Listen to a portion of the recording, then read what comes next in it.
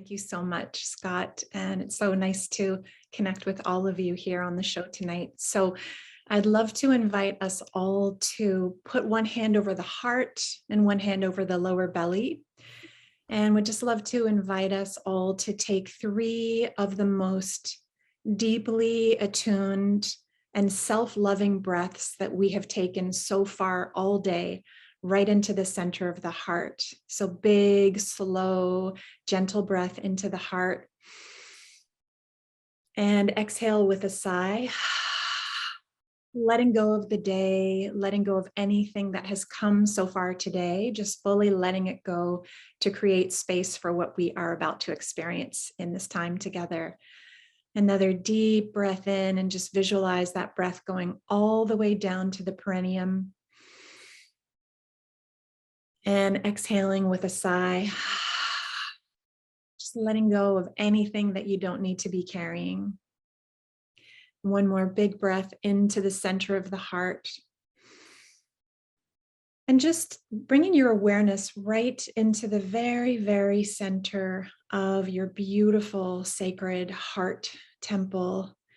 And just feeling into all of the love and the beauty and the inspiration and the magic that can be found when you go right into the depths, the epicenter of your heart.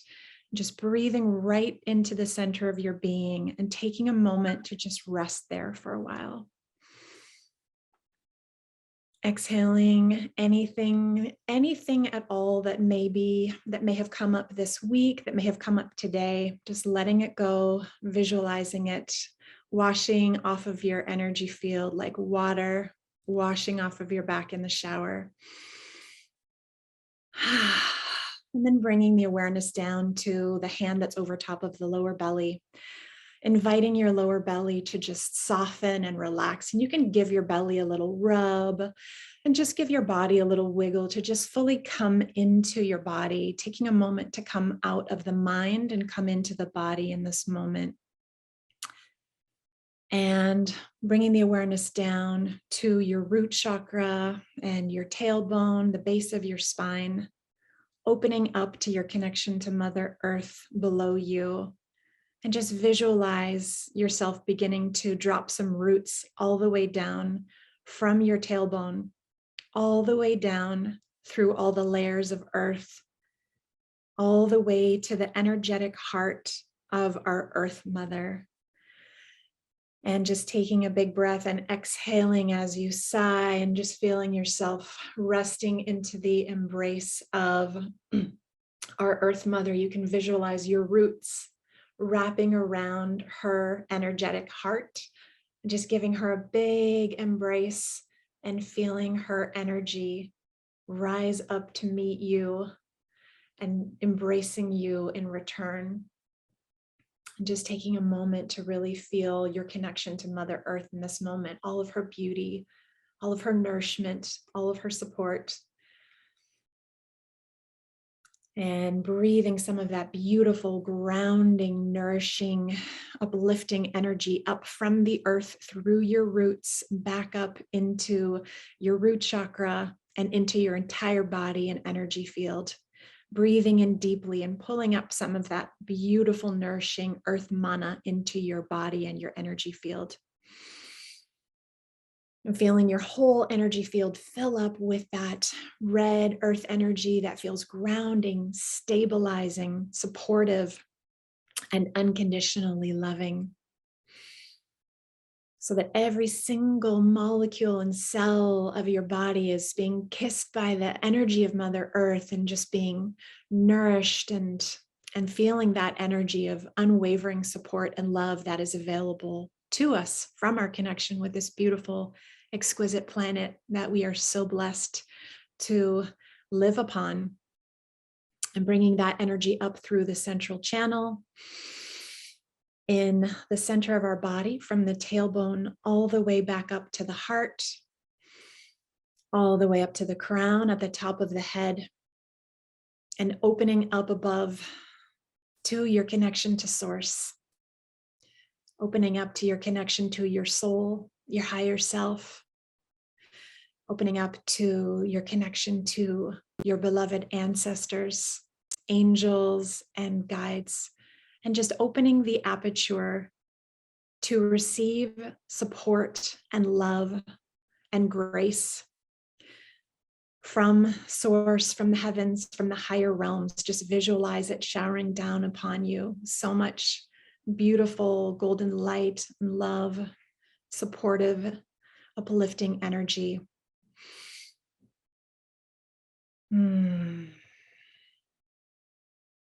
Feeling that energy mix and merge with the red earth energy coming into your heart. You can visualize it like a yin and yang symbol, the golden light from source and the red earth energy from below, just reminding you how truly supported you are by all of life in each and every moment. May we always remember how supported we are. May we always remember how truly loved we are. And may we always remember how precious we are. Aho, blessed be.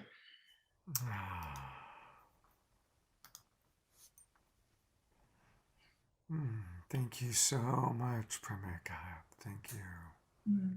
All right, now we're talking about really unique ways to, discover love, discover self, discover the mystical path.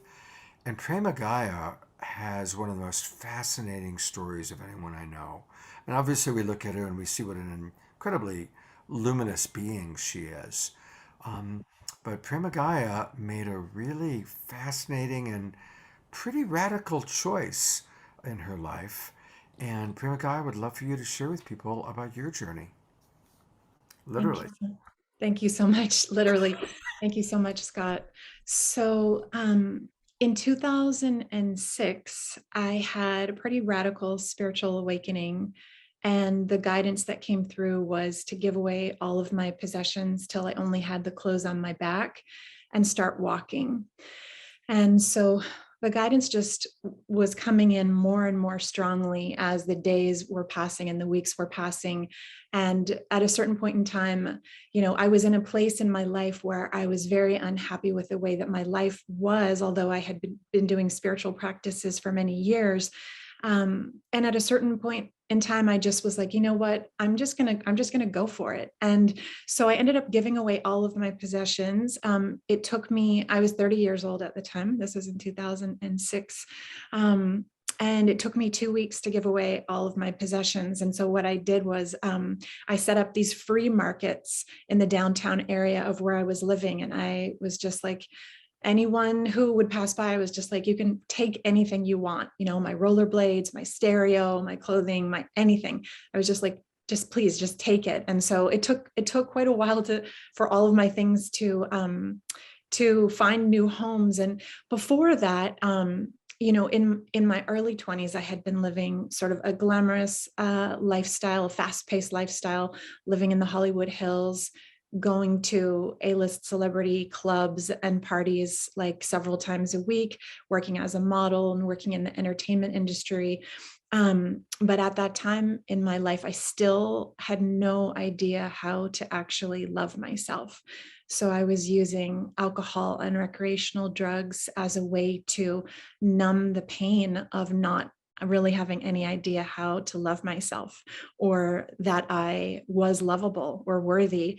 And so my first awakening in 2001 led me to get into yoga and meditation. And I became a raw vegan and started getting more into spirituality. And then the second awakening in 2006, like I shared, I was guided to give away all of my possessions and start walking and take my modeling portfolio and put it in the recycling bin. And so that is exactly what I did. And I ended up walking over 350 miles from San Marcos, Texas, all the way to Reynosa, Mexico. And I was just following Spirit's guidance, every step of the way, just asking to be guided and praying to be led to the people I was meant to meet and to the experiences that I was meant to have to find my soul path. I had two objectives on my vision quest. One was to meet and learn from the wisdom keepers and the sages that are alive on this planet, that are way showers for a new way of living and being in this world, a way that is more harmonious and loving and equitable for everyone and sustainable. And the other one was to learn how to live really close to nature, to learn how to live off of the land. And so it's a very long story. I'm not sure how I'm not sure how to sum it up in a short little window, but I'll do my best. So I ended up walking sometimes as much as 30 miles a day. At first, my legs were very sore, but eventually I got used to it, and I would sleep outside on anywhere, on back door steps of churches, on a bale of hay, on a picnic table, on a rooftop of an apartment building. And I just walked and I prayed and I meditated. And it was actually a very incredible kind of Satori-like experience. I felt so much joy. I felt like for the first time in my life, I was free to be who I truly am and not the person that I was trying to be to fit myself into the constructs of society and perhaps what family members might want for me to be. And so I had these amazing experiences of just like Satori moments of like laughing and crying, and everything was making sense. It was really quite ecstatic in certain times, and it was also challenging in other times too. But it was very, very a beautiful, life-changing experience. And I had my first experience during that time of meeting people who recognized me at soul level. And I met a group of people that were what I would describe as soul tribe for the first time in my life. I had never had that experience. I'd never had the experience of people seeing me for who I truly was. So it was just so enheartening and healing for me. There were people that, for example, like one person was just had tears streaming down his face when he heard what I was doing and why I was doing it. And he was just like, thank you so much for coming. I've missed you. Thank you for showing up. And another person was like, this is so excited. Like, this is proof that the Aquarian age is really here. And like, just so grateful for your courage. And just this experience of meeting soul family for the first time in my life and being seen for who I am, it was so touching. It was just so life-changing. And I ended up hitchhiking over 20,000 miles after that, visiting sages and shamans and spiritual teachers and mystics, and going to intentional communities.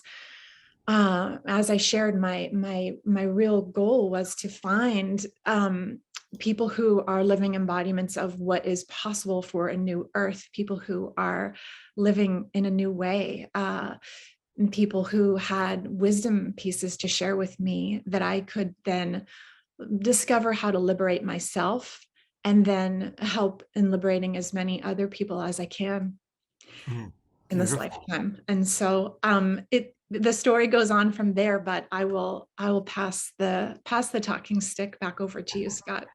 Well, Deborah Perry wants you to write a book, and I agree. It's an amazing story. Rochelle on Unify is saying it was a holy pilgrimage. And Nancy is asking a question that many of us are wondering. How did you get food? Yeah, that's such a great question. So, in that same pilgrimage, I was guided to, I lived completely moneyless for 7.5 months. I didn't touch money at all. And so I gave away what little money I had left. And then I had this sadhana, this practice of I didn't touch money. I didn't use money, didn't interact with money. It was part of my initiation, I feel. Just teaching me a completely different way of living. So I was interested in learning about wildcrafting food. And so I did find an amazing teacher who taught me a lot about wild edibles, an incredible, incredible teacher. So I learned a lot about wildcrafting food. So I would wildcraft food sometimes. And then another thing that I discovered along the journey, because like I said, I didn't touch money for 7.5 months. Another thing I discovered along the journey is just how much resources, and food is going to waste in the United States and most Western countries every day. And there's this entire movement called free culture, which some of you may have heard of. There's also another word for it is the Freegan movement. And it's this underground network that connects people who are living in a different way, connects them together, and connects them with food resource recovery resources. And they're like, so I was sometimes would be dumpster diving. And for those who think, well, that sounds really, really gross. If you knew how much like perfectly untouched food was getting thrown out every day, or some of you may know that, then you'd realize like that was, that ended up being a really helpful resource for me, because I was on this journey of hitchhiking, like I said, 20,000 miles across Canada, America, and Mexico, visiting sages and shamans and spiritual teachers for about 5 years. And so that ended up being a really helpful resource for me. There's another thing called there's free markets and free porches. Like there's certain people who have their houses where their porch is dedicated to free things. And they have day old stuff delivered and dropped off at these free porches.